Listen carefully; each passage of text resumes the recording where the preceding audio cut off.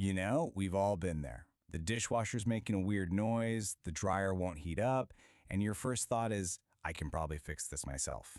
With communities like iFixit and a million YouTube videos, it feels like we've never been more empowered to repair our own stuff. But here's the thing. When we're talking about home appliances, there's a powerful, invisible force at play, and it demands our respect before we even think about picking up a tool. Today, we're going to get real about electrical safety so your next DIY project doesn't turn into a DIY disaster. All right, so here's our game plan. First, we'll talk about why we're so tempted to fix things ourselves. Then we'll dive into the nitty-gritty of electricity, what it actually is. We're going to learn to speak its language, understand the very real dangers you can't see, and then see how our homes are brilliantly designed to protect us. And we'll wrap it all up with the single most important rule of any home repair. So, why do we do it? I mean, the appeal is pretty obvious, right? You save a ton of money on those expensive service calls. You're being more sustainable, keeping a perfectly good appliance from ending up in a landfill. And let's be honest, there's that incredible feeling of satisfaction when you fix something with your own two hands. It's empowering. And we are definitely not alone in this. People are hopping online every single second, just like this user on the Homeowners Hub, asking for advice, sharing tips. This sense of community is amazing. But it also means we have a responsibility to share the safety knowledge that the pros live and breathe every single day. Because inside that washing machine, or your toaster, or your fridge, is a force you can't see, you can't smell it, but you can absolutely feel it. And that brings us to the whole reason we're here today. So let's pull back the curtain on electricity itself. To work with it safely, you really have to get what it is you're dealing with.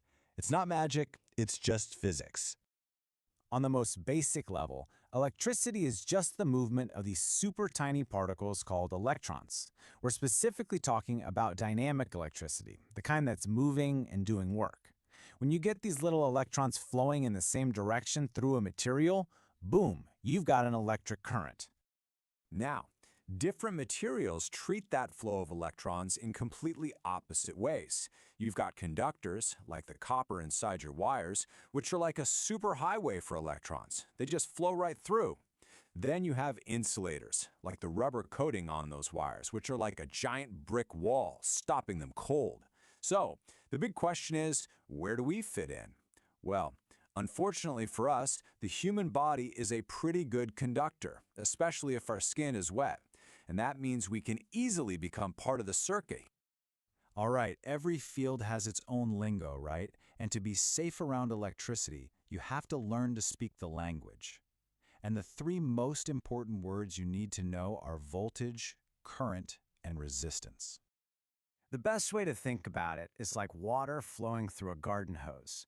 Voltage, that's the water pressure. It's the push behind the electrons. Current, that's the actual flow rate, how much water is moving.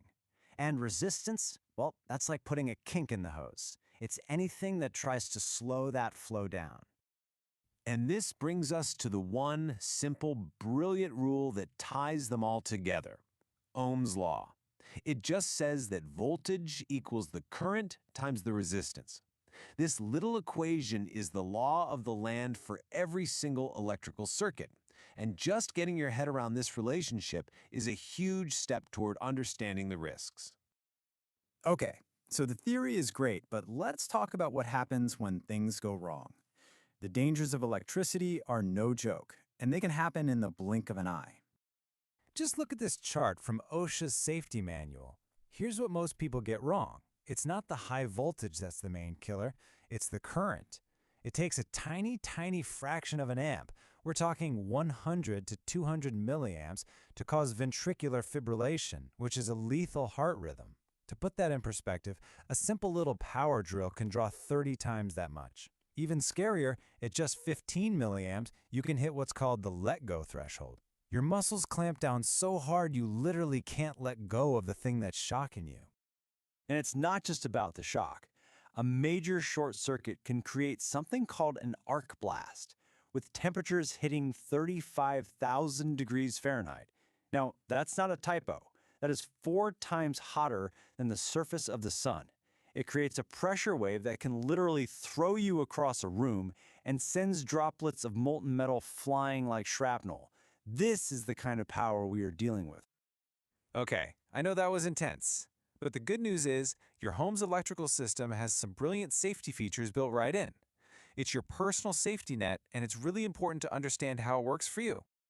Now, a lot of people think these are the same thing, but they have totally different jobs.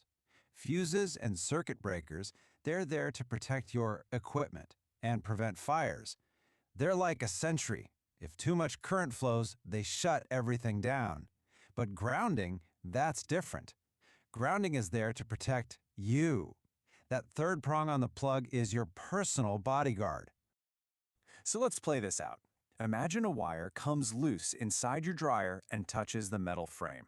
That entire machine is now electrified, just waiting for someone to touch it. Without a ground wire, you become the path to the ground, and you get a massive shock. But with a proper ground, all that dangerous current has a super easy path to follow back to the panel.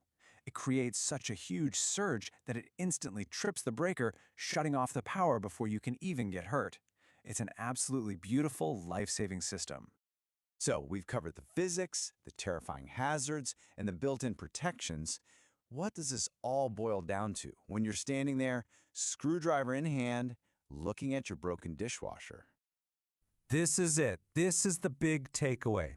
Before you even think about what part you need or how to get the case open, you have to understand and respect the electricity you're about to work with. Your most important tool is not in your toolbox. It's the knowledge of how to stay safe. And that always, always, always starts with unplugging the appliance from the wall. No exceptions. That feeling of successfully fixing something yourself is incredible. I get it. But doing it safely, that's the only thing that really matters. So the next time you're ready to be a hero and tackle a fix, just take a breath and remember that invisible force you're working with. Stay safe out there.